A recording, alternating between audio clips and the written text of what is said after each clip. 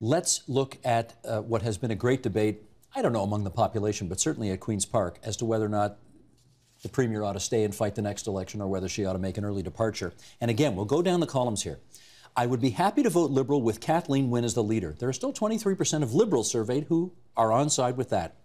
I'm willing to consider voting Liberal with Kathleen Wynne as the leader, but I need to see some changes in the way she does business. As you spoke to, Greg, a moment ago, that's more than a third of Liberal supporters. Let's keep going down. I am willing to consider voting Liberal if Kathleen Wynne resigns and they have a new leader. Okay, that's 25% of Liberals. That's a lot. I have no interest in voting Liberal in the next election at all. She's lost 13% of the base so far, right? Right. What sort of significant in that first column do we need to pay attention to? Let me just start with the 23%, right? The fact that less than a quarter of people that wake up in the morning and say I'm a Liberal, say I'm happy to vote for Kathleen Wynne again, is a serious alarm. Do they have somewhere else to go if she's the Premier next time? Well, I mean, that's right now, and we're sort of jumping ahead, but lots of those people, if they know Andrea Horwath, and they may not like Andrea Horwath, and lots of those people don't really know Patrick Brown. And so basically there's an opportunity there for both the other parties to raise the profile of their leaders and come out with platforms that are more in the center. We will revisit that, as you point out, as we go along. Let's put the numbers back up and look in the second column, New Democrats. You can see New Democrats for the first three values there really have, you know, whether she stays, whether she goes, it doesn't really matter for them. 85% of New Democrats, the bottom number there, say they have no interest in voting for the Liberals in the next election. Right. Let's move to the last column. This is what Conservatives say. Hard to find. How did you find 4% of Conservatives who'd be prepared to vote for Kathleen Wynne if she stays as leader? Okay. 6% saying they need to see some change in the government. So that's sort of 10% of Tories who are open to voting Liberal again. That is a bit interesting.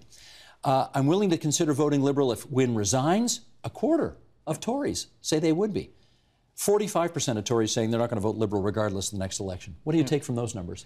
Well, one of the things that we do need to put in context is that there are not very many people that wake up in the morning and think they're New Democrat, right? So they're about 11% of the electorate. So those people are pretty core.